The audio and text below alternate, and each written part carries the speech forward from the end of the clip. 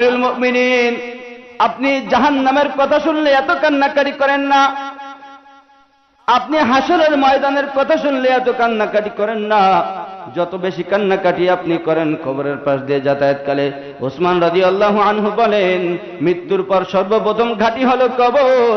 এই কবরে যদি আমি নাজাত পেয়ে যাই তাহলে আমি সফল, আর কবরে যদি আমি ধরে খেয়ে যাই, এই যারা বাবা মারা গেছে আর যারা মা মারা গেছে তাদের কাছে আমি অনুরোধ করতেছি, আপনার বাবার জন্য আর আপনার মার জন্য তাদের কবরে যাতে তাদেরকে আল্লাহ তাআলা মাফ করে দেয়। এই বাবা হারা যারা আর মা হারা যারা তাদের কাছে আমি অনুরোধ করতেছি, আবার আলাদা করে তারা একটু বাবার জন্য আর মার জন্য। আলহামদুলিল্লাহি নাহমাদুহু ওয়া নাস্তাঈনুহু ওয়া নাস্তাগফিরুহু ونستغفره ونؤمن به ونتوكل عليه ونعوذ بالله من شرور أنفسنا من يهده الله فلا مضل له ومن يضلل فلا هادي له ونشهد أن لا إله إلا الله وحده لا شريك له ونشهد أن سيدنا ومولانا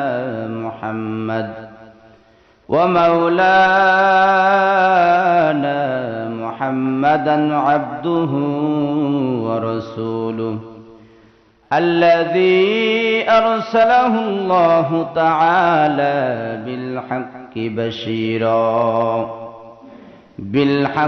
بشيرا ونذيرا وداعيا إلى الله بإذنه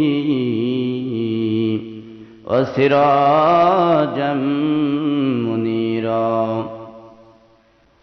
فقد قال الله تبارك وتعالى في كلامه المجيد وفي فرقانه الحميد أعوذ بالله من الشيطان الرجيم بسم الله الرحمن الرحيم يا أيها الذين آمنوا اتقوا الله حق تقاته ولا تموتن إلا وأنتم مسلمون وقال سبحانه وتعالى إن جهنم كانت مرصادا وقال تعالى في شان حبيبه إن الله وملائكته يصلون على النبي يا أيها الذين آمنوا صلوا عليه وسلموا تسليما اللهم صل على محمد وعلى آل محمد كما صليت على إبراهيم وعلى آل إبراهيم إنك حميد مجيد اللهم بارك على محمد وعلى آل محمد كما باركت على إبراهيم وعلى آل إبراهيم إنك حميد مجيد اللهم صل على محمد وعلى آل محمد كما صليت على إبراهيم وعلى آل إبراهيم إنك حميد مجيد اللهم بارك على محمد وعلى آل محمد كما باركت على إبراهيم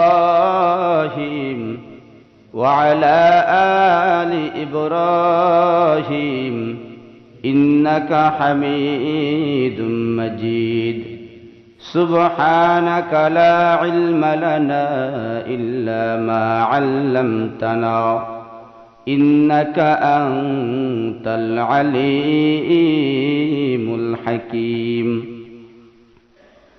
আলহামদুলিল্লাহ। মহান রব্বুল আলামিনের দরবারে কোটি কোটি শুকরিয়া যে রব্বুল ইজ্জাত আমাদেরকে ঈমানের হালতে সুস্থ অবস্থায় আল্লাহ তাআলার মহান হুকুম জুমার নামাজকে আদায় করার জন্য আমাদেরকে মহল্লার মসজিদে আগে আগে এসে উপস্থিত হওয়ার তৌফিক দান করেছেন। সেই জন্য সেই প্রভুর দরবারে শুকরিয়া আদায় করি, সবাই বলে আলহামদুলিল্লাহ। প্রায় বলে থাকি, নিয়ামতের সম্পর্কে আলোচনা করলে যদি কিয়ামত পর্যন্ত আলোচনা করা হয়, তারপরেও এই নিয়ামতের আলোচনা করে শেষ করা সম্ভব নয়। আমাদের 3.5 হাত বডির মধ্যে আল্লাহ তাআলা যেই নিয়ামত দিয়ে রেখেছেন, সেটাই আলোচনা করে শেষ করতে অনেক দিন লেগে যাবে। আল্লাহ পাক রব্বুল আলামিন 3.5 হাত বডির মধ্যে একজন মানুষের ওজন 1.5 মণ থেকে 2 মণ। কয় মণ? 1.5 মণ থেকে 2 মণ। কোন জিনিসকে যদি আপনি একটা জায়গায় খাড়া করে রাখতে চান, তাহলে তার জন্য অনেক খুঁটি ব্যবহার করা লাগবে কি লাগবে না? কিন্তু আল্লাহ পাক রব্বুল আলামিন আপনার এই 1.5 মণ 2 মণের শরীরটা, অনেকের ওজন তার থেকেও বেশি, মাত্র কোনো খুঁটি ছাড়া যেই শরীর, সেই শরীরের নিচে যেই একটা পা, 5-6 ইঞ্চি 7-8 ইঞ্চির একটা পা, এই পার উপরে আপনার পুরা 1.5 মণ 2 মণ ওজনের বডিটাকে সোজা করে রেখেছেন। কখনো বাঁকা হয়ে পড়ে না, কখনো কাত হয়ে যায় না। এটা করেন কে? আল্লাহ রব্বুল আলামিন। আপনি চেষ্টা করে দেখেন, সম্ভব না। শুধু কোনো ওজন ছাড়া শুধু একটা খুঁটিকেই আপনি রাখতে পারবেন না। হয়তো মাটিতে পুঁতে রাখতে হবে, অন্যথায় কেউ ধরে রাখতে হবে, অথবা কোনো একটা কিছুর সাথে টেক লাগিয়ে রাখতে হবে। শুধু শুধু সোজা করে রাখবেন আর সেটা সোজা হয়ে থাকবে, এটা সম্ভব না। কিন্তু আল্লাহ তাআলা মানুষ নামক যে প্রাণীটা, এই 3.5 হাত বডি, 1.5 মণ 2 মণ 2.5 মণ, এমনকি অনেক আছে তার থেকেও বেশি ওয়েটফুল, তাদেরকেও আল্লাহ পাক রব্বুল আলামিন, একটা পা কতটা বড় হয়? খুব বেশি বড় হয় না, এই পায়ের উপরে সোজা করে রেখেছেন। শুধু এই পায়ের উপরে সোজা করে রেখেই ক্ষান্ত হন নাই, আপনাকে বিভিন্ন জায়গায় বিভিন্ন রকমের জোড়া তৈরি করে দিয়েছেন, বিভিন্ন জয়েন্ট তৈরি করে দিয়েছেন। একটা গরু যদি ইচ্ছা করে সিজদা করতে পারে না, একটা মানুষ ইচ্ছা করলে বিভিন্ন জায়গায় বিভিন্নভাবে আঁকা বাঁকা হইতে পারে, ইচ্ছা করলে রুকু করতে পারে। মানুষ, তোমরা যদি তোমাদের নিজের দিকে না তাকিয়ে, তোমরা যদি তোমাদের আশপাশের যতগুলো প্রাণী আল্লাহ তাআলা দুনিয়ায় সৃষ্টি করেছেন, এই সমস্ত প্রাণীর দিকে যদি তোমরা খেয়াল করো, তাহলে তোমরা দেখতে পারবা এই সমস্ত প্রাণী আর তোমার মধ্যে কতটা পার্থক্য, কতটা ব্যবধান করে আল্লাহ পাক রব্বুল আলামিন তোমাকে সৃষ্টি করেছেন। ঠিক কিনা? একটা গরু সে ইচ্ছা করলে রুকু করতে পারে না, সে যে অবস্থায় আছে তার থেকে বেশি কিছু সে করতে পারে না। কয়টা বলবো? অনেক কিছু এমন আছে যেটাই বলেন, গরু যদি ইচ্ছা করে আমি খাবারে মুখ না লাগিয়ে হাত দিয়ে খাবো, সম্ভব? সম্ভব না। গরুর মুখে যদি কাঁটা বিঁধে যায়, কাঁটা বেছে খাওয়ার জন্য গরুর কোনো হাত নাই। গরুর মুখে যদি কোনো প্রকারে নষ্ট কোনো খাবার চলে যায়, এই খাবারটা মুখ ঝেড়ে বের করা ছাড়া অন্য কোনো পথ নাই। কিন্তু মানুষের গলার মধ্যে, মানুষের মুখের মধ্যে যদি কোনো প্রকারে এমন খাদ্য আটকে যায়, সেটা বের করার জন্য মানুষকে আল্লাহ পাক রব্বুল আলামিন হাত দিয়ে দিয়েছেন। এই হাতটা যদি এরকম সোজা হতো, যদি বাঁকা না হইতো, তাহলেও কষ্ট হয়ে যাইতো। আপনার হাত এরকম সোজা, আপনি ইচ্ছা করলে খাইতে পারবেন, এদিক দিয়ে ঘুরাবেন, এদিকে দিকে চলে যাবে। এখানে একটা জয়েন্ট দিয়েছে, এখানে একটা জয়েন্ট দিয়েছে, 5টা করে আঙুল দিয়েছে। এই 5টা আঙুলকে বাঁকা করার জন্য আরো বিভিন্ন জয়েন্ট দিয়েছে। কোনটা কিরকম, কোন জায়গায় কিরকম প্রয়োজন, সব আল্লাহ পাক রব্বুল আলামিন এইগুলা বুঝে তিনি এইভাবে মানুষ জাতিকে সৃষ্টি করেছেন। এই মানুষেরা যখন আল্লাহ তাআলার দরবারে সিজদা করে, আল্লাহ তাআলার কাছে মাথা নত করে আল্লাহ পাক রব্বুল আলামিন তখন সেই ফেরেশতাদেরকে ডাক দিয়ে বলেন, হে ফেরেশতারা, তোমরা দেখো, তোমরা তো বলেছিলে ওই দিনের কথা স্মরণ করো যখন তোমাদের কাছে আমি জিজ্ঞাসা করেছিলাম আমি দুনিয়াতে মানুষকে সৃষ্টি করব, মানুষ নামক একটা জাতি আমি দুনিয়ায় পাঠাবো। তখন তোমরা আমাকে নিষেধ করেছিলে, আমাকে বলেছিলে আল্লাহ দুনিয়াতে এর আগে আপনি একটা জাতি সৃষ্টি করেছিলেন, জিন জাতি। এই জিন জাতি দুনিয়ায় গিয়ে শুধু ফিতনা ফাসাদ করে। কি করে? ফিতনা ফাসাদ করে। মানুষ তো মনে হয় করে না, করে কি? কেউ করে না। কোন মানুষ ফিতনা ফাসাদ করে? আল্লাহ পাক রব্বুল আলামিন তখন হযরতে আদম আলাইহিস সালামকে তৈরি করলেন। আদমকে তৈরি করার পরে আদম আলাইহিস সালামকে অনেক কিছু শিক্ষা দিলেন। শিক্ষা দেওয়ার পরে আদমকে ডাকলেন, আদম এদিকে এসো। আদম আলাইহিস সালাম যখন সামনে আসলো, ফেরেশতাদের কাছে জিজ্ঞাসা করলেন এইটা কি? ফেরেশতারা বলে লা আদরি, আমি জানি না। ওইটা কি? আমি জানি না। ওইটা কি? আমি জানি না। আদম আলাইহিস সালামকে জিজ্ঞাসা করলেন তোমার কি জানা আছে? আদম বলেন হ্যাঁ আমি জানি। এইটা হাড়ি, ওইটা পাতিল, ওইটা কড়াই, এটা চেয়ার, এটা টেবিল ইত্যাদি বলে আমি জানি। এরপরে তখন আল্লাহ পাক রব্বুল আলামিন আদম আলাইহিস সালামকে লম্বা ঘটনা দুনিয়ায় পাঠালেন।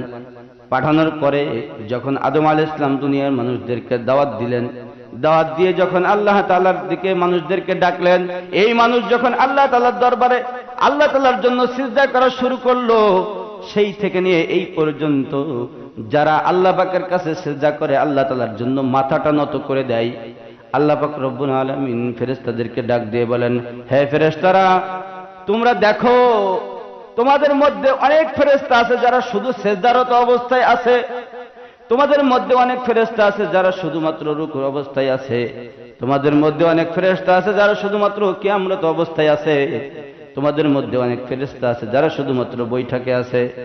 দেখো আমার এই বান্দারা যাদেরকে তোমরা দুনিয়ায় পাঠাতে নিষেধ করেছিলে, সেই বান্দারা তোমাদের মতো করে রুকু করে, তোমাদের মতো কিয়াম করে, তোমাদের মতো সিজদা করে, তোমাদের মতো বৈঠকে বসে আছে। তারা শুধুমাত্র আমি আল্লাহকে খুশি করার জন্য করেন। আল্লাহ তাআলা ফেরেশতাদের কাছে ওখানে গর্ব করে বলেন, এই বান্দাদেরকে আমি সৃষ্টি করেছি, তারা শুধুমাত্র আমার জন্য ইবাদত করে। কি করে বলেন? গর্ব করে বলেন। আল্লাহ পাক রব্বুল আলামিনের এই বান্দা যখন আল্লাহর গোলামি করে তখন আল্লাহ তাআলা ফেরেশতাদের কাছে গর্ব করে। আর যখন নাকি এই মানুষগুলো যখন সেই খোদাকে ভুলে, সেই খোদার বিধান ভুলে, যখন তারা আল্লাহ তাআলার যেগুলো নিষেধাজ্ঞা আছে, যেগুলো নিষেধ করেছেন সেইগুলো যখন করা শুরু করে, তখন আল্লাহ তাআলার কুদরতি চেহারাটা মলিন হয়ে যায়। আপনি যখন আপনার একটা সন্তান, আপনি চাইলেন যে তাকে সুশিক্ষায় শিক্ষিত করবেন, শিক্ষা দিচ্ছেন। অনেকে বলে সুশিক্ষায় শিক্ষিত অর্থাৎ তলবে আলেম, যে হলো কোরআনের শিক্ষা। এরকম শিক্ষার জন্য আপনি মাদ্রাসায় অথবা এই জাতীয় কোনো প্রতিষ্ঠানে পাঠালেন। অনেকে বলবে বা বলে থাকে, যেরকমটা আমি ইতিপূর্বে শুনেছি, হ্যাঁ ওই পড়ায় কোনো ভাত আছে নাকি? এখনের জামানায় ওই পড়া চলে নাকি? ওগুলো পড়ে কি চাকরি হবে নাকি? ইত্যাদি ইত্যাদি আরো কত প্রকার কটু কথা বলে।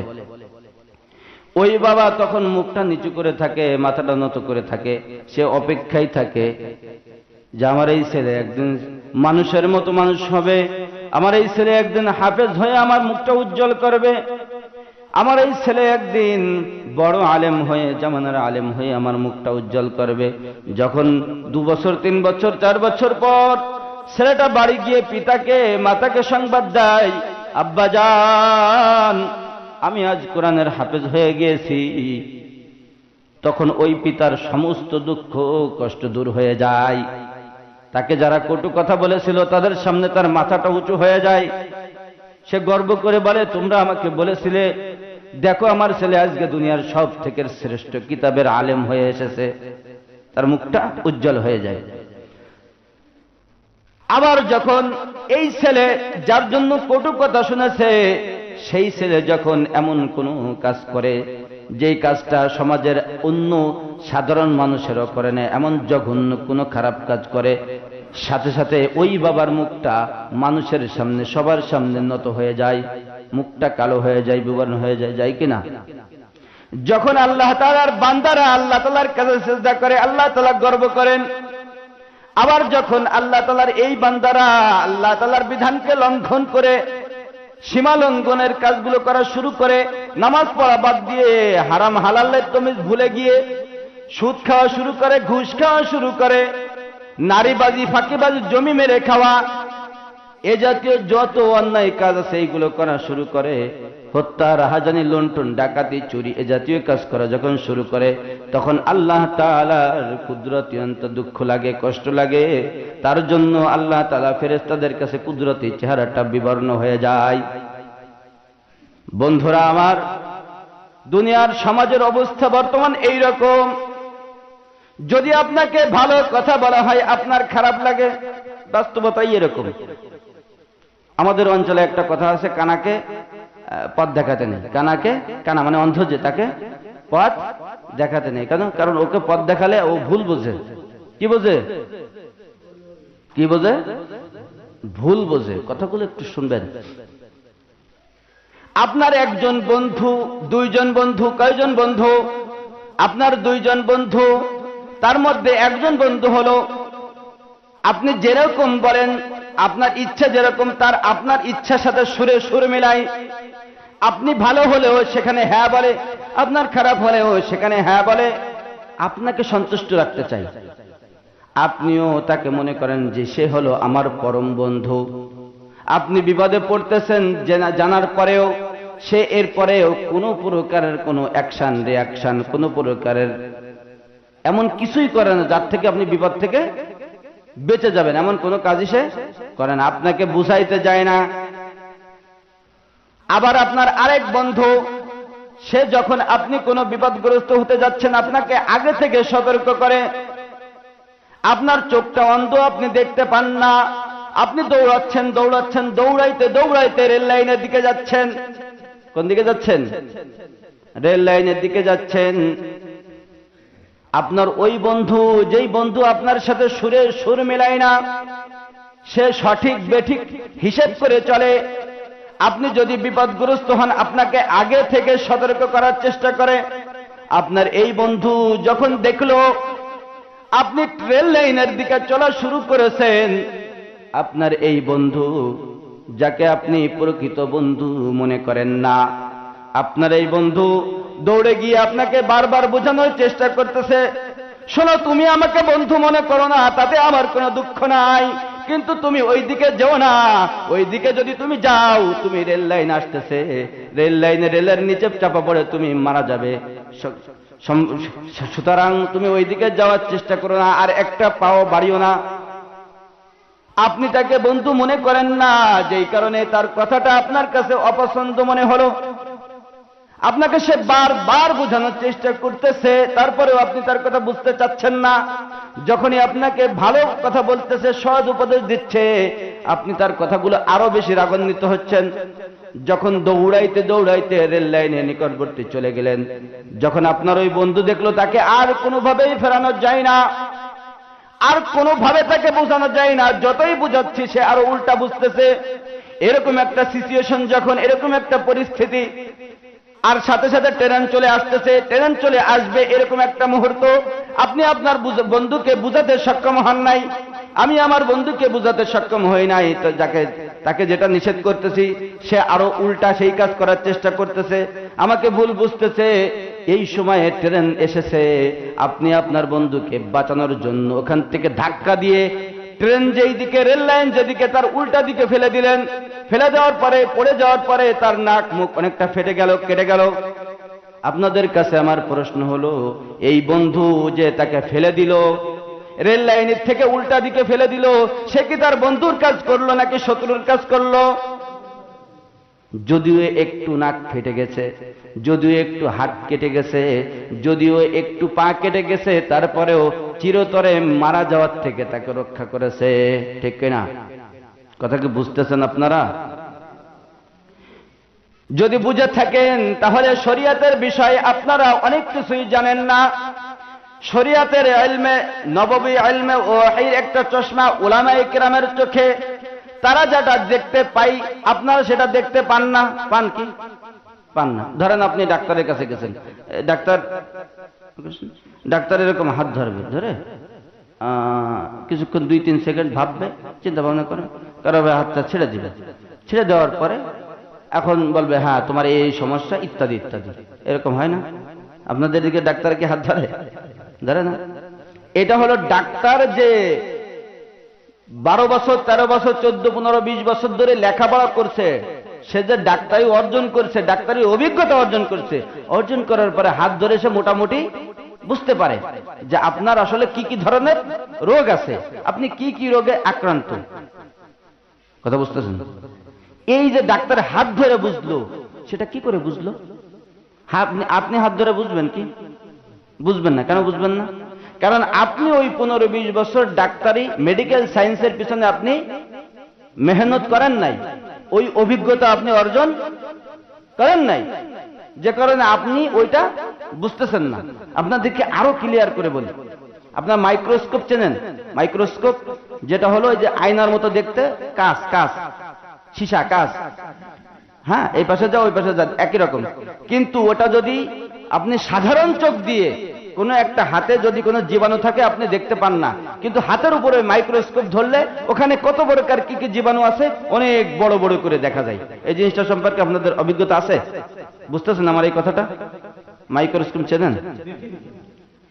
মাইক্রোস্কোপ আমি আপনাদেরকে ধারণা দিচ্ছি, ডাক্তারদের কাছে থাকে, তারা হলো এটা হাতের উপরে যদি কোনো জীবাণু থাকে এরকম ভাবে দেখে, ওটা ধরলে সাধারণ চোখ দিয়ে, এই চর্মচক্ষু দিয়ে ওটা দেখা যায় না। যখন ওইটা ধরে তখন হাতে কি কি প্রকার ময়লা আছে, কি কি জীবাণু আছে ওটা দেখা যায়। ঠিক তেমনি ভাবে যারা 10 বছর, 15 বছর, 20 বছর ইলমে ওয়াহী, কোরআনের ইলম, ইলমে নববী, হাদিসের ইলম, এই বিষয়ে যারা চর্চা করে, তাদের আল্লাহ তাআলার পক্ষ থেকে এই বিষয় চর্চা করার পরে একটা যোগ্যতা, একটা অভিজ্ঞতা আল্লাহ তাআলা তাদেরকে দিয়ে দেন। তারাও তাদের এই শরীয়তের একটা চোখ তাদের আছে, চর্মচক্ষু না, এটা হলো জ্ঞানের চক্ষু। এই জ্ঞানের চক্ষু দিয়ে তারা যারা যেটা দেখতে পায় আপনারা সেটা দেখতে পান না। ওই অন্ধ বন্ধুর মতো যখন এই চক্ষুওয়ালা লোক, এই ইলমে ওহীর জ্ঞানে জ্ঞানী ব্যক্তি, এই ইলমে নববীর জ্ঞানে জ্ঞানী ব্যক্তি যখন আপনাকে বলে তুমি ওই পথে যাও না, ওই পথে গেলে তুমি বিপদে পড়বা, আপনি তখন চিন্তা করেন আমি এই কাজটা আমার পছন্দ হয়, আমাকে উল্টা পথ দেখাচ্ছে, আমাকে উল্টা পথ দেখাচ্ছে। জানেন কি, এ জাতীয় কথা বলতে বলতে মাঝে মধ্যে আমার নিজেকে নিজে পাগল মনে হয়, নিজেকে নিজে পাগল মনে হয়। আর এটা চরম বাস্তব, অতি বাস্তব। সাহাবায়ে কিরামদের জামানার কোন একজন ব্যক্তি যদি আল্লাহ তাআলা, এটা তো সম্ভব না, আল্লাহ চাইলে সম্ভব, তো তারপরে যদি এই জামানার মানুষদেরকে দেখতো, আপনারা তাদেরকে দেখে পাগল মনে করতেন আর তারা আপনাদেরকে দেখে পাগল মনে করতেন। কারণ তাদের চিন্তা ভাবনা আমাদের চিন্তা ভাবনার মধ্যে আকাশ পাতাল ব্যবধান। আমরা চেষ্টা করি দুনিয়াতে যে যত উপর দিকে যাইতে পারে, দুনিয়াতে, দুনিয়া পার্থিব জগতে, আর তারা চিন্তা করতো আখিরাতের দিকে যে যত এগিয়ে যাইতে পারে। হযরতে আশরাফ আলী থানভী রাহমাতুল্লাহি আলাইহি মুসলমানের হাসি নামক একটা কিতাব লিখেছেন, দিহকুল মুসলিমিন। আশরাফ আলী থানভী রাহমাতুল্লাহ নাম শুনছেন? আশরাফ আলী থানভী ভারতের থানা ভবনে থাকতেন, যিনি অনেক বড় আলেম, যুগশ্রেষ্ঠ আলেম। এই আশরাফ আলী থানভী রাহমাতুল্লাহি আলাইহি তার দিহকুল মুসলিমিন, মুসলমানের হাসি কিতাবের মধ্যে লেখেন, এক জামানায় একজন বাদশা ছিল। এই বাদশা একদিন স্বপ্নে দেখলেন, কি একটা স্বপ্নে দেখেছে। স্বপ্ন দেখার পরে যখন বিজ্ঞ ব্যক্তির কাছে গিয়ে জিজ্ঞাসা করলেন স্বপ্নের ব্যাখ্যা, স্বপ্নের ব্যাখ্যা জিজ্ঞাসা করার পরে সেই বিজ্ঞ ব্যক্তি বাদশাকে বললেন, বাদশা, এখনকার জামানার মতো তো ওই জামানায় সবসময় এত সহজলভ্য ছিল না পানি। আমাদের এদিকেও মোটামুটি, এদিকে একটু কষ্ট, তারপরেও যত সহজে পাওয়া যাচ্ছে এতটা সহজেও পাওয়া যাইতো না। ওই জামানায় বৃষ্টি হইতো, ওই বৃষ্টির পানি খাওয়ার জন্য জমা করে রাখতো, অন্য কোনো পানি ছিল না। আমাদের বাংলাদেশ তো নদীমাতৃক দেশ বিধায় আমরা সেই পরিমাণ কষ্ট বুঝি না। আল্লাহ তাআলা শুকরিয়া, আলহামদুলিল্লাহ। তো ওইখানে পানির অভাব ছিল, তখন কি করত, বৃষ্টি হতো, বৃষ্টি হওয়ার পরে এই বৃষ্টির পানিটা তারা জমা করে রাখত, জমা করে পরবর্তী বৃষ্টির আগ পর্যন্ত কষ্ট করে হলে সেই পানিটাই তারা পান করত। এরকম ভাবে বাচ্চা স্বপ্নে দেখার পরে বিজ্ঞ ব্যক্তি বললেন, তুমি যে স্বপ্নে দেখেছো সেই স্বপ্নের ব্যাখ্যা হলো আগামীতে এই যে বৃষ্টি হয়ে গেল, এই বৃষ্টির পরে যেই বৃষ্টি হবে সেই বৃষ্টির পানি যারা খাবে সবাই পাগল হয়ে যাবে। বৃষ্টির পানি যারা খাবে সবাই, বুঝতেছেন কথা, বৃষ্টির পানি খেলে কি যাবে, পাগল হয়ে যাবে। এখন বাচ্চা তো এটা বুঝতে পারছে, তাহলে বাচ্চা যেহেতু একটা সমাধান, একটা সলিউশন বের করার দরকার, কি করা যায়। বাচ্চা তার সভাসদ বর্গের মন্ত্রী পরিষদের সবাইকে ডেকে মিটিং করলেন। বাচ্চা তার সমস্ত মন্ত্রীদেরকে ডেকে মিটিং করলেন, বললেন একটা কথা তোমাদেরকে বলবো, 1 নম্বর কন্ডিশন, 1 নম্বর শর্ত হলো এই কথা বাইরে পাচার করা যাবে না, মানে অন্য কাউকে শেয়ার করা যাবে না, অন্য কাউকে জানানো যাবে না। কথাটা হলো আমাদের এলাকায় যেই জায়গায় যত পানি আছে সমস্ত পানি মজুত করতে হবে, জমা করতে হবে। কোথায়? রাজদরবারে, এখানে এনে জমা করতে হবে। জমা করার পরে আগামীতে যেই বৃষ্টি হবে, এই বৃষ্টির পরে আবার বৃষ্টি হবে, সেই বৃষ্টি পর্যন্ত এই পানিগুলা আমাদের খেয়ে বাঁচতে হবে। কারণ হলো আমি স্বপ্নে দেখেছি, স্বপ্নের ব্যাখ্যা বিজ্ঞ ব্যক্তি তিনি বলেছেন পরবর্তীতে যেই বৃষ্টি হবে সেই বৃষ্টির পানি খাইলে সবাই পাগল হয়ে যাবে, সবাই পাগল হয়ে যাবে। এখন কি করা যায়? মন্ত্রী পরিষদে যারা আছে তারা বলছে, বাচ্চা তাহলে এখন কি করা যায়? বলতে সমস্ত পানি একত্রিত করো, প্রজারা সবাই খেয়ে পাগল হয়ে যায়, কিন্তু আমাদের তো পাগল হলে চলবে না, কারণ দেশ বাঁচাতে হবে। সবাই যদি পাগল হয়ে যায় তাহলে এটা পাগলের দেশ হয়ে যাবে। হ্যাঁ, অনেকটা বাংলাদেশের মতো। সবাই যদি পাগল হয়ে যায় এটা পাগলের দেশ হয়ে যাবে। এখন কি করা যায়? ঠিক আছে, বাচ্চা নির্দেশ দিলেন, যার কাছে যে স্বচ্ছ পানি, পরিষ্কার পানি আছে, খাওয়ার পানি, এই খাওয়ার পানি সব রাজদরবারে এনে জমা করো। সবাই জমা করলেন। জমা করার কিছুদিন পরে বৃষ্টি হলো। প্রজারা তো আর জানে না, জানে কি? প্রজারা তো এই ঘটনা জানে না। রাজা বললেন যে আমাদের এই রাজদরবারে এই মন্ত্রী সবাই যারা আছে এরা এই পানি খাইতে হবে, এরা ব্যতীত এই খবর কাউকে, এই সংবাদ কাউকে দেওয়া যাবে না, আর এই পানি সম্পর্কে তথ্য কাউকে দেওয়া যাবে না, আমাদের এই পানি খেয়েই বাঁচতে হবে, কারণ ওই পানি খেলে তো পাগল হয়ে যাব। এভাবে যখন পরবর্তীতে বৃষ্টি হলো, বৃষ্টি হওয়ার পরে প্রজারা সবাই পানি খেয়ে পাগল হয়ে গেল। স্বপ্নের ব্যাখ্যা যিনি দিলেন তিনি তো বুঝে শুনে দিয়েছেন। হ্যাঁ, আর বাচ্চাদের ব্যাপারে একটা কথা আছে, বাচ্চাদের যে স্বপ্ন হয়, বাচ্চারা যে স্বপ্নগুলো দেখে, যে খাব দেখে, এটা অনেকটা বাস্তবতার সাথে মিলে যায়। কারণ একটা দেশ পরিচালনা যারা করে তাদেরকে আল্লাহ তাআলার পক্ষ থেকে, আমাদের দেশে যে ইতিপূর্বে যে বাচ্চা ছিল এরকম না, এদের কাছে যা আসে এটা শয়তানের পক্ষ থেকে আসে, একটা আল্লাহর পক্ষ থেকে আসতো না। বুঝছেন? ভুল হলে মাফ করবেন, এটাই বাস্তব, এটাই সত্য। বুঝছেন? এখন বাচ্চাদের কাছে যে ইয়েগুলো আসে, স্বপ্নগুলো আসে, এটা অনেকটা আল্লাহ তাআলার পক্ষ থেকে আসে। বাচ্চা যখন এই পানি জোগাড় করার পর পরবর্তীতে যখন বৃষ্টি হলো, প্রজারা সব পানি পান করে পাগল হয়ে গেল।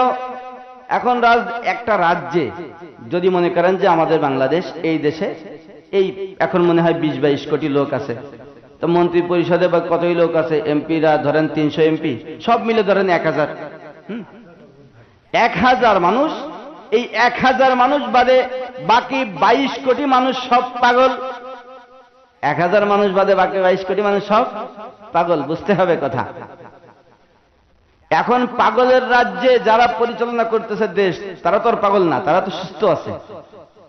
এখন এত লোকের ভিড়ে মাত্র সীমিত কয়জন মানুষ? 1000 মানুষ। 22 কোটি মানুষের ভিড়ে মাত্র 1000 মানুষ। এই 22 কোটি মানুষ এদেরকে দেখে পাগল বলে, কারণ তারা এর মধ্যে ব্যবধান আছে না? পাগল আর সুস্থ মানুষ কি একরকম? আলাদা না? এখন এক জায়গায় 100 মানুষ একরকম আর একজন মানুষ ভিন্ন রকম, তাইলে পাগলকে? এই একজন হিসাবে তো তাই আছে। হ্যাঁ, ওই একজন পাগল হিসাবে তাই আছে না? এখন যেহেতু 22 কোটি মানুষের সামনে কয়জন? 1000 মানুষ। তাহলে 22 কোটি মানুষ পাগল নাকি 1000 মানুষ পাগল? 1000 মানুষ পাগল। কাদের কাছে? ওই 22 কোটি মানুষের কাছে। তারা সবাই একরকম আর এই 1000 মানুষ ভিন্ন রকম। তাই এই 22 কোটি মানুষের সামনে এই 1000 মানুষ পাগল। এখন সবাই তাদেরকে পাগল বলে। এই পাগলরা সুস্থ মানুষদেরকে পাগল বলে। কথা বুঝতেছেন? পাগলগুলো সুস্থ মানুষদেরকে কি বলে? পাগল বলে। যখন এই অবস্থা চলতে থাকলো, মন্ত্রী পরিষদের রাজা ব্যতীত সবাই একটা পরামর্শ করলো, এই পাগলের রাজ্যে সুস্থ মানুষ হওয়ার থেকে পাগল হয়ে বেঁচে থাকাই ভালো। তাহলে কি করা যায়? সবাই মিলে চলো আমরা ওই পানি পান করি, ওই পানি পান করে আমরাও পাগল হয়ে যাই। হ্যাঁ, ওই পানি পান করে আমরাও পাগল হয়ে যায়। ওই পানি পান করে তারাও পাগল হয়ে গেল। এখন রাজা চিন্তা করতেছে, তাদের মতো যদি আমিও পানি পান করে পাগল হয়ে যাই, তাহলে এই দেশটা একেবারে পাগলের রাজ্যে পরিণত হয়ে যাবে। খুব দ্রুত এই দেশটা ধ্বংস হয়ে যাবে। বাচ্চা তো চিন্তা করা লাগবে দেশ নিয়ে। সবাই পাগলামি করলেও তো তার পাগলামি করলে চলবে না। চলবে কি? চললে যা হবার তাই হবে। এখন এই 22 কোটি মানুষের মোকাবেলায় একজন মানুষ। ভাইয়েরা আমার, আপনাদের কাছে প্রশ্ন, একজন মানুষ পাগল নাকি 22 কোটি মানুষ পাগল? 22 কোটি মানুষ পাগল। কিন্তু হিসাব করলে দেখা যায়, যদি বাস্তবতা দেখা হয়, তাহলে মনে হবে কি 22 কোটি মানুষের সামনে এই একজন মানুষ পাগল। তাই মনে হবে না? 22 কোটি মানুষের চিন্তা ভাবনা কাজকর্ম একরকম, আর ওই একজন মানুষের কাজকর্ম চিন্তা ভাবনা আর এক রকম। তাইলে এই 22 কোটি মানুষ সুস্থ, ওই একজন মানুষ পাগল। হিসাবে তো তাই আছে। তো মাঝে মধ্যে মানুষের কার্যক্রম দেখে, বিশেষ করে আমাদের 2-3 মাস আগে পর্যন্ত আমার এরকমটা মনে হতো। আমি মাঝে মধ্যে বলছি অনেক জায়গায় বলছি, সেটা হলো যে আপনার ওই একটা মাহফিলে যিনি ওয়াজ করতেছেন তিনি হলেন বক্তা। শ্রোতা কত? বড় মাহফিল হলে বেশি, ছোট মাহফিলে কম। কমপক্ষে 200, 250, 300 কম তো আর কোনো মাহফিলে লোক জমায়েত হয় না। হয় কি? হয় না। এই মাহফিলে মাত্র 1-2 মানুষ গিয়ে মাহফিল বন্ধ করে দিচ্ছে। মাহফিল হতে দেবে না। হ্যাঁ, আর ওই যে সুস্থ মানুষ যেগুলা মাঠে বসে আছে, তারা এইটুকু বুঝতেছে না যে আমরা এতগুলা মানুষ, ওরে যদি আমরা মুখ দিয়ে ফু দেই, ও তাও তো উড়ে চলে যাবে। হ্যাঁ, এতগুলো মানুষের সামনে এসে একটা মানুষ মাত্র মাইক্রোফোন ধরে সবাই নিয়ে যায়, হবে না, মাহফিল বন্ধ। সবাই ওই গরুর রাখালের মতো, রাখাল বলে চলো ওইদিকে, সবাই শেষ, ঠিক আছে, আর মাহফিল হবে না। হ্যাঁ, তো ওই সময় আমি চিন্তা করতাম যে এই মানুষগুলোর ঘিলু কি একেবারে নষ্ট হয়ে গেছে? এই সামান্য জিনিস বোঝে না যে এতগুলো মানুষের সামনে ওই 1-2 মানুষ এসে মাহফিলটা বন্ধ করে দিয়ে যাচ্ছে। তারা একদম সুস্থ মানুষের মতো তারা কি করতেছে? চলো ঠিক আছে, আর মাহফিল হবে না। যাই হোক, বলতেছিলাম, আল্লাহ তাআলার রাসূল সাল্লাল্লাহু আলাইহি ওয়াসাল্লাম বলেন, মান বানা লিল্লাহি মাসজিদান বানাল্লাহু লাহু বাইতান ফিল জান্নাহ। আল্লাহ তাআলা হাবিব মুহাম্মদুর রাসূলুল্লাহ সাল্লাল্লাহু আলাইহি ওয়াসাল্লাম বলেন, যদি কোনো ব্যক্তি দুনিয়াতে, কোথায় বাবা? দুনিয়াতে মসজিদ নির্মাণ করে, তাহলে আল্লাহ পাক রব্বুল আলামিন আখিরাতে জান্নাতে তার জন্য একটা ঘর নির্মাণ করেন। ঘর নির্মাণ করবেন কোথায়? জান্নাতে। হ্যাঁ, আর এই আখিরাতে জান্নাতে ঘর নির্মাণ করতে হলে আমার করতে হবে কি? দুনিয়ায়, আমার কথা মনে হয় আপনারা বুঝতেছেন না। এই তো, এই এত সহজ কথা বোঝেন না আপনারা। যদি কোনো ব্যক্তি আখিরাতে ঘর নির্মাণ করাইতে চায় তাহলে তার কি করতে হবে? দুনিয়াতে মসজিদ নির্মাণ করতে হবে। যদি কোনো ব্যক্তি দুনিয়ায় মসজিদ নির্মাণ করে তাহলে আল্লাহ পাক রব্বুল আলামিন আখিরাতে জান্নাতে তার জন্য কি করবেন? ঘর তৈরি করবেন, ঘর তৈরি করবেন। আমরা যারা দুনিয়া, আল্লাহ পাক রব্বুল আলামিন বলেন ইন্নামা আমওয়ালুকুম ওয়া আওলাদুকুম ফিতনা, মানে দুনিয়াতে আল্লাহ পাক রব্বুল আলামিন প্রত্যেক ব্যক্তি তাকে সম্পদ আর সন্তান দিয়েছে পরীক্ষা করার জন্য। ফিতনা মানে এই ফিতনা মানে ওই ফিতনা ফাসাদ না, এই ফিতনা মানে হলো পরীক্ষা, পরীক্ষা করার জন্য। তো এই পরীক্ষার্থী আমরা সবাই। বাস্তবতা কি জানেন? আপনারা যদি একটু মউতের মুরাকাবা করেন, একটু সামান্য যদি মউতের মুরাকাবা করেন, মউতের মুরাকাবা করলে আপনারা বুঝতে পারবেন যে এই দুনিয়া ক্ষণস্থায়ী জীবন কতটা সামান্য, কতটা অকৃতকার্য, কতটা ব্যর্থ।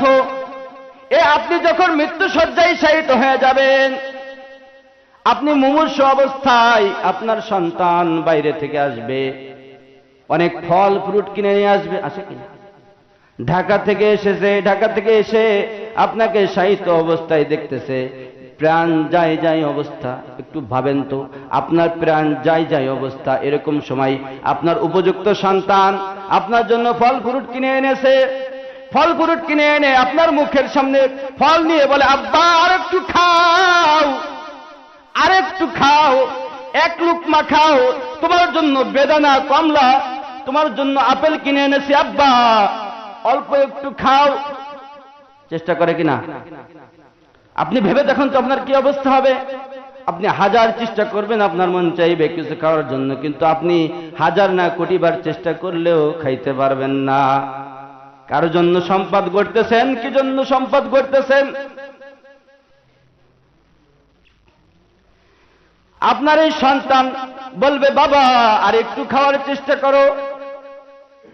আল্লাহর ফেরেশতা হযরতে মিকাঈল আলাইহিস সালাম, যিনি খাদ্য বন্টনের দায়িত্বে আছে, তিনি বলবেন, এরে যুবক, সারা দুনিয়া ঘুরে দেখলাম, তোর বাবার জন্য একটু রিজিকও আমি খুঁজে পাইলাম না। আমি জানি না তোর বাবার হায়াত কতদিন আছে, কিন্তু তোমার বাবার জন্য যেই রিজিক আল্লাহ তাআলা বরাদ্দ করে রেখেছেন, সেই রিজিক আল্লাহ তাআলার পক্ষ থেকে শেষ হয়ে গেছে। হয়তো আর এক সপ্তাহ, এক বছর, এক মাস, আরো বেশি কম বাঁচতে পারে, কিন্তু রিজিক তোমার বাবার জন্য আর নাই। রিজিক তোমার শেষ। কথা বলছেন? অনেক লোক দেখছেন না, প্যারালাইজড হয়ে পড়ে থাকে, হ্যাঁ, কিচ্ছু করার থাকে না। এই জন্য আল্লাহ তাআলা বলেন, ইয়া আইয়ুহাল্লাযীনা আমানুত্তাকুল্লাহা হাক্কা তুকাতিহি ওয়া লা তামুতুন্না ইল্লা ওয়া আনতুম মুসলিমুন। আল্লাহ তাআলা বলেন, হে মুমিন মুসলমান, তোমাদেরকে আমি বারবার সতর্ক করতেছি, তোমরা পরিপূর্ণ মুসলমান না হয়ে কবরে এসো না, কারণ এই কবর হলো খুব ভয়ঙ্কর জায়গা। হযরতে উসমান রাদিয়াল্লাহু আনহু যখন কবরের পাশ দিয়ে যাতায়াত করতেন, তখন এত পরিমাণ কান্না করতেন, এত পরিমাণ কান্না করতেন। অনেক সাহাবী তার কাছে জিজ্ঞাসা করলেন, আমিরুল মুমিনিন, আপনি জাহান্নামের কথা শুনলে এত কান্নাকাটি করেন না, আপনি হাসরের ময়দানের কথা শুনলে এত কান্নাকাটি করেন না, যত বেশি কান্নাকাটি আপনি করেন কবরের পাশ দিয়ে যাতায়াতকালে। উসমান রাদিয়াল্লাহু আনহু বলেন, মৃত্যুর পর সর্বপ্রথম ঘাঁটি হলো কবর। এই কবরে যদি আমি নাজাত পেয়ে যাই তাহলে আমি সফল, আর কবরে যদি আমি ধরে খেয়ে যাই তাহলে কবরের পরে মিজান, পুলসিরাত। এই পুলসিরাত এত লম্বা, এত লম্বা, উলামায়ে কেরাম মোটামুটি একটা ধারণা দিয়েছেন 30,000 বছরের রাস্তা। চুলের থেকেও চিকন হবে, হীরার থেকেও ধার। আপনি যদি গুনাহগারের তালিকায় পড়ে যান তাহলে ওই পুলসিরাত পার হয়ে আপনার এই 30,000 বছরের রাস্তা পার হয়ে আপনার ওই পারে যাওয়া কোনো প্রকার সম্ভব না। আর হাসরের ময়দানের কথা যদি বলি, হাসরের ময়দানে এক হাত উপরে, মাত্র এক হাত উপরে সূর্য থাকবে। এই গুনাহগারের উম্মতের, গুনাহগার মানুষের, যারা গুনাহগার পাপী মান্দা থাকবে, তাদের মাথা এই মাথার থেকে এক হাত উপরে থাকবে, তাদের মাথাগুলো টাস টাস করে ফেটে যাবে, ঘিলুগুলো মাথার থেকে বের হয়ে শরীর নিচে পড়তে থাকবে। এই ঘিলু ভাসতে, এত পরিমাণ ঘিলু হবে, ঘাম হবে, এর মধ্যে মানুষ ভাসতে থাকবে। এরপরে মৃত্যুর পরে সর্বপ্রথম ঘাটি কবর। এই কবরে যখন আপনি যাবেন 3.5 হাত কবর, 1.5 হাত 2 হাত চওড়া। মারা যাওয়ার পরে আপনাকে কবরে রাখার পরে 2 পাশ দিয়ে এমন ভাবে চাপ দিবে আপনার সারা শরীরের হাড্ডিগুলো টাস টাস করে ভেঙে যাবে। সাপ বিচ্ছুর ঘর কবর। এই কবরে যাওয়ার আগে নিজেকে একটু কিছু করার দরকার, যাতে করে আমি ওই কবরে গিয়ে নাজাত পাই, কবরের শাস্তি থেকে বাঁচতে পারি। এজন্য বলি ভাইয়েরা, বন্ধুগণ আমার, সব থেকে বেশি জরুরি হলো নিজের ঈমানটা পাকাপোক্ত করা। সব থেকে বেশি জরুরি হলো আল্লাহ তাআলার প্রত্যেকটা বিধানকে সম্পূর্ণভাবে পুঙ্খানুপুঙ্খভাবে আমল করা। আর একটা কথা হলো, যদি আপনি এর সাথে যদি আপনি আপনার দুনিয়ার যে সম্পদ তৈরি করতেছেন, এই সম্পদটা যদি আপনি আল্লাহ তাআলাকে কর্জ দিয়ে যাইতে পারেন, তাহলে হাসরের ময়দানে যেই সময় আপনাকে একটা নেকির জন্য, কয়টা নেকি? একটা নেকির জন্য যখন ছুটাছুটি করবেন, আপনি আপনার মায়ের কাছে যাবেন, মাকে বলবেন, আম্মা জান, দুনিয়াতে তুমি আমার জন্য কত কষ্ট করেছো, শীতের রাতে নিজে ভিজা কাপড়ের মধ্যে থেকেছো, নিজে অনেক কষ্ট করেছো, আমাকে বুকের উপর রেখেছো, আজকে এই কঠিন হাসরের দিনে আমি মহা বিপদে আছি, তুমি আজ আমাকে একটু সহযোগিতা করো। আপনার আম্মা বলবে, হাই হাই, মুখে মুখে মুখে হাত দেবে, হাই হাই তুমি কি বলো, আমার তো কোনো সন্তান ছিল না, আমার তো দুনিয়ায় বিবাহই হয় নাই। যেই মা আপনাকে এত বেশি ভালোবাসে, দেখেন আপনি মাকে প্রচুর কষ্ট দেন, এরপরেও দেখবেন কি যে আপনার ওই মা আপনার জন্য দোয়া করবে। এরপরেও সেই মা হাসরের ময়দানে একটা নেকি আপনাকে দিবে না, চিনবেই না আপনাকে। আমাদের এই জন্য আমাদের উচিত আল্লাহ পাক রব্বুল আলামিনের কাছে কিছু কর্জ দিয়ে যাওয়া। কর্জ, হাওলাত, ঋণ, বোঝেন আপনারা? ঋণ, হাওলাত, কর্জ। যদি কিছু জমা করতে পারি, ওই আল্লাহ তাআলার কাছে যদি কর্জ দিয়ে যাইতে পারি, হাসরের ময়দানে যখন আমার প্রয়োজন হবে, তখন প্রয়োজন মতো আল্লাহ তাআলার কাছ থেকে আমি নিয়ে নিতে পারবো। হাসরের ময়দানে যখন বাবা আমাকে চিনবে না, মা আমাকে চিনবে না, আমার যত আপনজন আমাকে চিনবে না, তখন আল্লাহ তাআলাকে আমি যেই পরিমাণ কর্জ দিয়েছিলাম, যা দিয়েছিলাম, কোটি কোটি গুণ বৃদ্ধি করে আল্লাহ তাআলা ওইগুলো আমাদেরকে ফিরিয়ে দিবেন। আর ওইটাই আমার জন্য জান্নাতে যাওয়ার জন্য জরিয়া হয়ে যাবে, বলি সুবহানাল্লাহ। 1 নম্বর কথা। 2 নম্বর কথা হলো, আল্লাহ পাক রব্বুল আলামিন যদি কোনো ব্যক্তি আল্লাহ তাআলাকে কর্জ দেয়, তাহলে আল্লাহ তাআলা তার জীবনের গুনাহগাতা সব মাফ করে দেয়। সুবহানাল্লাহ। গুনাহ মাফ করাইতে চান কে কে? গুনাহ কেউ মাফ করাইতে চান না? হাত তুলে দেখান যে আমি গুনাহ মাফ করাইতে চাই। যদি গুনাহ মাফ করাইতে চান, তাহলে আল্লাহ তাআলাকে কর্জ দিতে হবে। কি দিতে হবে? আল্লাহ তাআলাকে কর্জ দিতে হবে। এই কর্জ হলো এমন জিনিস যেটা জমা থাকে। আপনি মনে করেন যে কোনো একজনকে কর্জ দিয়েছেন, আপনার প্রয়োজন মতো তার কাছ থেকে ফিরাই নিতে পারবেন কিনা? পারবেন না। আপনি যদি কাউকে কর্জ দেন, প্রয়োজন সময় আপনি তার থেকে ফিরাই নিতে পারবেন কিনা? পারবেন তো। আর যদি স্বয়ং আল্লাহ তাআলাকে কর্জ দিয়ে দেন, তাহলে আল্লাহ তাআলা দুনিয়ার মানুষের মতো ওয়াদা খেলাপ করে না। 4 তারিখে দেওয়ার কথা বলে 40 তারিখ হয়ে যায়, খোঁজ থাকে না, খুঁজেই পাওয়া যায় না। যেই নাম্বার দেওয়া থেকে সেই নাম্বারও বন্ধ, যোগাযোগের কোনো ব্যবস্থা নাই। এরকম হয় কিনা? হ্যাঁ, 40 তারিখ 50 তারিখ হয়ে গেলে তারা আর খুঁজে পাওয়া যায় না। আল্লাহ তাআলা ওয়াদা খেলাপ করেন না। তাহলে আল্লাহ তাআলাকে কর্জ দিতে রাজি আছেন কে কে বলেন? আচ্ছা, তাই যদি হয় তাহলে একজন খাতা নিয়ে ওঠেন, আমার নামে লেখেন 1000 টাকা। আমার নামে কত? 1000। আমাদের মসজিদের গেট ওই দেখেন, পিছন দিকে একবার তাকান, দেখেন দেখেন দেখেন, ওইদিকে তাকাই দেখেন। এ আবু বকর রাদিয়াল্লাহু, আপনারা লেখান আর আমি বলতে থাকি। হ্যাঁ, আবু বকর রাদিয়াল্লাহু আনহু যখন তাবুকের যুদ্ধের সময়, এই যে এখনকার যে কালেকশন, এটা নতুন কোন নিয়ম না, মুহাম্মদুর রাসূলুল্লাহ সেই জামানায় করতেন। মুহাম্মদুর রাসূলুল্লাহ তার সাহাবীরা দিতে দিতে একেবারে প্রায় সম্বলহীন, আর কিছু নেই দেওয়ার মতো, এরকম একটা অবস্থা। এই সময়ও তাবুকের যুদ্ধের সময় আল্লাহ রাসূল সাল্লাল্লাহু আলাইহি ওয়াসাল্লাম ঘোষণা করলেন, ও আমার সাহাবারা, তাবুকের যুদ্ধের জন্য কে কি দিতে পারো জমা করো। আল্লাহ রাসূল এরকম একটা রুমাল কাপড় পেতে দিছে। কিছুক্ষণ পর আবু বকর আসলেন, ছোট্ট একটা টুপলা নিয়ে এসেছেন। ওমর রাদিয়াল্লাহু আনহু তার থেকে বড় একটা টুপলা নিয়ে এসেছেন। উসমান গনি, তিনি তো গনি, বাংলাদেশ একা কিনে ফেলার 50 বার কিনতে পারে, বিক্রি করতে পারে, এর থেকেও বেশি সম্পদ ছিল উসমান গনির। এই উসমান গনি তিনি তার দান করতে করতে বলে যে হুজুর আমার দান করলে কমে না কেন? আল্লাহ রাসূলের কাছে অভিযোগ করছে, হুজুর আমি এত দান করি কমে না কেন, কমতেছে না কেন? আল্লাহ রাসূল সাল্লাল্লাহু আলাইহি ওয়াসাল্লাম বললেন, উসমান শোনো, তোমার সম্পদ যদি তুমি কমাইতে চাও তাহলে আল্লাহর রাস্তায় দান করা বন্ধ করে দাও। আল্লাহর রাস্তায় দান করা বন্ধ করে দাও, তোমার সম্পদ এমনিই কি হবে? কমা শুরু হয়ে যাবে। আলী রাদিয়াল্লাহু তাআলা আনহু অনেক সম্পদ নিয়ে এসেছেন। এই সময় আবু বকর রাদিয়াল্লাহু আনহুর কাছে জিজ্ঞাসা করেন, আবু বকর তুমি এত ছোট একটা টুকরা এর মধ্যে কি নিয়ে এসেছো? আবু বকর রাদিয়াল্লাহু আনহু বলেন, ইয়া রাসূলুল্লাহ, ইয়া হাবিবাল্লাহ, আমার ঘরে এই তাবুকের যুদ্ধে দেওয়ার জন্য তেমন কিছুই নাই, আমার সামান্য যা ছিল আমি সব নিয়ে এসেছি। যা ছিল হ্যাঁ সব নিয়ে এসেছি। আল্লাহ রাসূল জিজ্ঞেস করেন, আবু বকর তুমি তোমার ঘরে কি রেখে এসেছো? আবু বকর জবাব দেন, ইয়া রাসূলুল্লাহ, ইয়া হাবিবাল্লাহ, আপনি ডাক দিয়েছেন যুদ্ধের জন্য, যার যে তৌফিক আমি সব নিয়ে এসেছি। আমার ঘরে আল্লাহ এবং আল্লাহ রাসূলের ভালোবাসা, আল্লাহ এবং আল্লাহ রাসূলের বরকত রেখে এসেছি। আবু বকর অনুসারী যারা হতে চায় তারা এরকম ভাবে নিজের একটু কুরবানি করতে হবে।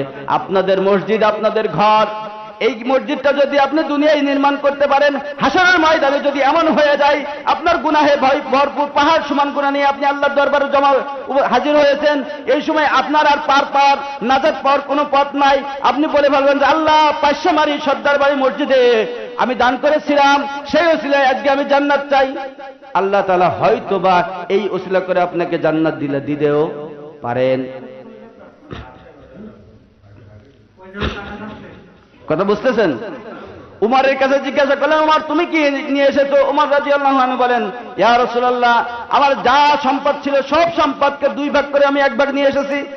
উসমান তুমি কি এনেছো? উসমান, ইয়া রাসূলুল্লাহ, আমার যত সম্পদ ছিল সেই সম্পদকে আমি 3 ভাগ করে 1 ভাগ নিয়ে এসেছি। আলী তুমি কি নিয়ে এসেছো? ইয়া রাসূলুল্লাহ, আমার যা ছিল সেই সম্পদকে আমি 4 ভাগ করে 1 ভাগ নিয়ে এসেছি।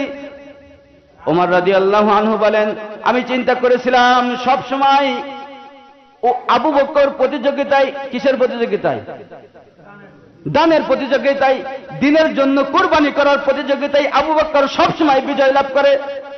আমি চিন্তা করলাম আমার সম্পদ ভাগ করে আমি পুরা 1 ভাগ 2 ভাগের 1 ভাগ নিয়ে যাব, দেখি আজ কি করে আবু বকর আমার উপরে চলে যায়। ইয়া রাসূলুল্লাহ, আজও আমি আবু বকরের সাথে প্রতিযোগিতায়, দানের প্রতিযোগিতায়, কম্পিটিশনে আমি আজ পরাজিত হলাম। আমি ওমর বলতেছি, কিয়ামত পর্যন্ত যত মানুষ আসবে আবু বকরের দানের মতো দান করা কারোর পক্ষে সম্ভব। সব দিয়ে দিল, সব। আল্লাহ রাসূলের মহব্বত, আল্লাহ রাসূলের ভালোবাসা, আল্লাহ রাসূলের বরকত ভরে রেখে এসেছে, কিচ্ছু নাই। একটা সুচ, সেলাই করা সুচ, সেটাও নিয়ে এসেছে। একটা লবণের বাটি, সেটাও নিয়ে এসেছে। এই 1000-এর লোক হাত উঁচু করেন। আমি 1000 দিছি, আমার সাথে সাথে কিটা আছেন বলেন? 1000, আপনি তো বলছেন ঠিক আছে। 1000-এর লোক হাত উঁচু করেন। নাক আপনাদের কাটা যাবে, আপনাদের এখানে চাকরি করি আমি 1000 টাকা দিতে পারি, আপনারা পারেন না? হ্যাঁ, 1000-এর লোক নাই? আলহামদুলিল্লাহ, 5 লেখেন, 10,000 লেখেন। আরিফ ভাই 5000, আলহামদুলিল্লাহ। 500 পরে 1000-এর 10 জন লাগবে, 1000-এর 10 জন। ওই কাকার নাম লেখেন। 3 জন হয়েছে। 5000 লিখছে না? 200-300 করে লেখাছে বলে 5000। আচ্ছা ঠিক আছে, আমি 5000 দিলে প্রথমে 5000 দিয়ে শুরু করতাম, কারণ আমার সামর্থ্য তাই। আপনার সামর্থ্য যদি থাকে আপনি দিবেন। আমার প্রতিদিনের আয় হলো, আমি 2 দিনেরটা দিয়ে দিয়েছি। কয় দিনের? 2 দিনের। আপনারা এইরকম 2 দিনের যে যা আয় করেন 2 দিনেরটা দেবেন। কে কে রাজি আছেন দেখেন তো? 2 দিন মাত্র, মাসে 30 দিনে মাত্র 2 দিনেরটা দেবেন। আল্লাহ পাক রব্বুল আলামিন বলেন, ইন্নামা আমওয়ালুকুম ওয়া আওলাদুকুম ফিতনা। এই তোমাকে সন্তান দিয়েছি আর সম্পদ দিয়েছি, এটা হলো পরীক্ষা করার জন্য। বনি ইসরাইলের সেই ঘটনা জানেন তো আপনারা? 3 জন ব্যক্তির ঘটনা জানা আছে। এই যে আল্লাহ সম্পদ দিতে পারে, সেই আল্লাহ সম্পদ নিয়েও নিতে পারে। আপনি মাত্র 1000 টাকা দিতে পারতেছেন না, আপনাকে আল্লাহ তাহলে এমন এক রোগ ঢুকাই দিবে 1 লাখ টাকার কাজ হবে না। এমন দিতে পারে কিনা? পারে? হ্যাঁ, তাই যদি পারে, যেই আল্লাহ আপনাকে দিয়েছে সেই আল্লাহর জন্য আপনি দিবেন, যারা যারা দেবে তাদের জন্য দোয়া করব। এই ডালিম ভাইয়ের নামে 1000 লিখেন। মানুষ হলো কি সামনে দিয়ে গেলে মানে কি বলে সয় না, পিছন দিয়ে গেলে সয়, এরকম একটা কথা আছে না? সামনে দিয়ে দিতে খুব কষ্ট হয়, কিন্তু পিছন দিয়ে যদি চলে যায় হাজার হাজার লাখ লাখ, ওইটা দেখেন যে কোনো কিছু হতে পারে। আপনি মনে করেন যে ওইটা আপনার নাই, এই নাই মনে করে দিয়ে দেন আপনি তো না। এখানে কিসের লোক বেশি? ব্যবসায়ী লোক বেশি। যারা ব্যবসা করেন মনে করেন যে আপনি অসুস্থ হয়ে জ্বরে 2 দিন পর্যন্ত আপনার ব্যবসায়ী প্রতিষ্ঠানে যাইতে পারেন নাই, এমন হতে পারে না? এমন হতে পারে কিনা? আমার কথা মনে হয় এটা বুঝতেছে না। এই আওয়াজ যাচ্ছে কি সবাই কান পর্যন্ত? এরকম হতে পারে কিনা? আপনার ব্যবসা প্রতিষ্ঠানে আপনি 2 দিন 3 দিন জ্বরে আক্রান্ত হয়ে যাইতে পারলেন না। এই যে যাইতে যে পারলেন না, এটা আপনি কাকে বলবেন? কি করবেন? আপনি নিজে অসুস্থ। আল্লাহ শুকরিয়া আদায় করেন যে আপনি 30 দিনে যাইতে পারছেন, ওখান থেকে কিছু দিয়ে দেন আল্লাহর নামে। আর এটা তো মসজিদ, এটা আপনার হাসরের ময়দানে আপনার নাজাতের একমাত্র কারণ। আপনি গুনাহগার, আপনার গুনাহ মাফ করানোর দরকার আছে না? তখন তো সবাই হাত তুললেন যে হ্যাঁ আমি গুনাহ মাফ করাইতে চাই। এরকম কিছু লোক আছে যারা চিন্তা করে যে দেখি কত দূর যায়, আমি আসি। এই আসি আল্লাহরা একটু বলেন তো কে কত দিবেন? আরিফ ভাই 5000 বলেছে। এই একদিনের ইনকাম দেবেন কে? একদিনের। আপনার সারা মাসের যে 30 দিনের মাত্র একদিনের ইনকাম আয়, যাই আয় করেন মাত্র একদিনের আয়, মানে একদিনের আয় চাইছি আমি, মাত্র একদিন। আপনি যদি মুমিনের তালিকায় থাকতে চান তাহলে আপনার এই নিজের যে সম্পদ আছে এখান থেকে কিছু কুরবানি করা লাগবে। হালাল হারাম না মানিয়া কত টাকা করছো কামাই, এত টাকা রাখবা কোথায়? কাফনের তো পকেট নাই। আছে কাফনের পকেট? মরণকালে টাকা কি কারো সঙ্গেতে গেছে? মরণকালে টাকা কারো সঙ্গে যায়? একটু মইরে দেখেন। 28,000। আল্লাহ পাক রব্বুল আলামিন মুকুল ভাইয়ের আয়ের মধ্যে বরকত দান করেন, সকলে বলি আমিন। তাকে আরো বেশি বেশি দান করার তৌফিক দান করেন, সকলে বলি আমিন। তার জীবনে যদি কোনো প্রকার বিপদ আপদ বালা মুসিবত থেকে, সমস্ত প্রকারের বিপদ আপদ বালা মুসিবত থেকে তাকে আল্লাহ তাআলা হেফাজত করে নেন, সকলে বলি আমিন। আল্লাহ তাআলা মেম্বারের সমস্ত প্রকারের মনে এক আশাগুলো পূরণ করে নেন, সকলে বলি আমিন। তার জানে মালে বরকত দান করেন, সকলে বলি আমিন। জীবনের সমস্ত প্রকার বিপদ আপদ বালা মুসিবত থেকে তাকে আল্লাহ হেফাজত করে নেন, সকলে বলি আমিন। আয়ের মধ্যে বরকত দান করেন, সকলে বলি আমিন। আপনাদের বাবা মারা গেছে কার কার? একটু হাত তুলেন তো। বাবা, হ্যাঁ, বাবা মারা গেছে। আপনারা কি জানেন আপনাদের বাবারা ওখানে ভালো আছে না খারাপ আছে? কি অবস্থায় আছে জানেন? এদিকে খেয়াল করেন, এদিকে খেয়াল করেন। আমি বাস্তবমুখী কথা বলতেছি, বাস্তবমুখী কথা। আপনারা কেউ জানেন ভালো আছে না খারাপ আছে? জানেন না? তাহলে এই যে এরপরে মা মারা গেছে কার কার? দেখে হাত উঁচু করেন। এই যারা বাবা মারা গেছে আর যারা মা মারা গেছে তাদের কাছে আমি অনুরোধ করতেছি, আপনার বাবার জন্য আর আপনার মার জন্য তাদের কবরে যাতে তাদেরকে আল্লাহ তাআলা মাফ করে দেয়। তাদেরকে কবরের শাস্তি হচ্ছে কি হচ্ছে না আপনারা জানেন না। আমি সবসময় জন্য দান করার সময় এই নিয়ত করে দান করি, যদিও আমি মুখে বলিনি, আমি তো বললাম আমি দিচ্ছি, কিন্তু আমি এই নিয়ত করে দান করি যে আল্লাহ আমার মাকে সুস্থ হায়াত দান করে এবং আমার বাবা মারা গেছে তাকে জান্নাত নসিব করেন, তার কবরে আযাব থাকলে মাফ করে দেন। এই নিয়ত করে আমি দান করি। হ্যাঁ, আপনাদেরকেও বলবো এই বাবা হারা যারা আর মা হারা যারা তাদের কাছে আমি অনুরোধ করতেছি আবার আলাদা করে তারা একটু বাবার জন্য আর মার জন্য এই মসজিদে দান করেন, বাবার জন্য আর মার জন্য। বাবা মা যাতে করে কবরে ভালো থাকে সেই জন্য। হ্যাঁ, তা তো অবশ্যই। একটা পাঞ্জাবি হলেও 400-500 টাকা নিচে হইতো না, একটা লুঙ্গি 400-500 নিচে হয় না, একটা শাড়ি 700-800 নিচে হয় না। দিলে থাকলে তো দিতেন কিনা? দিতেন তো। অনেক আছে না মার পাগল বাবার পাগল আছে না? আমি জানি আমার বাবারে হারাইছি, মানে কি হারাই আমি জানি। আমার মতো যারা বাবাকে ভালোবাসতেন, এরকম যারা আছেন বাবাকে ভালোবাসেন, বাবা নাই আজ দুনিয়াতে, তাদেরকে বলতেছি বাবার জন্য অল্প করে হলো লেখান। আপনারা লেখাইছেন যারা তারা বাদ, যারা লেখাননি তাদেরকে বলতেছি যারা বাবার জন্য শুধু বাবার জন্য লেখান লেখান। আপনারা কি চান না যে আপনার বাবা? আলহামদুলিল্লাহ, আল্লাহর কাছে দোয়া করে, হে আল্লাহ তুমি আজিজুল সর্দারের আব্বাকে কবরে আযাব মাফ করে দাও। সকলে বলে আমিন। আলহামদুলিল্লাহ। আপনার এই যেই জমিতে আপনি বসবাস করতেছেন, বেশিরভাগ সন্তান তার বাপের কেনা জমিতে বসবাস করে, ঠিক কিনা? বেশিরভাগ তো তাই, বাপের বেঁধে দেওয়া ঘরে বসবাস করেন, অথচ বাবার জন্য এইটুকু করতে পারেন না।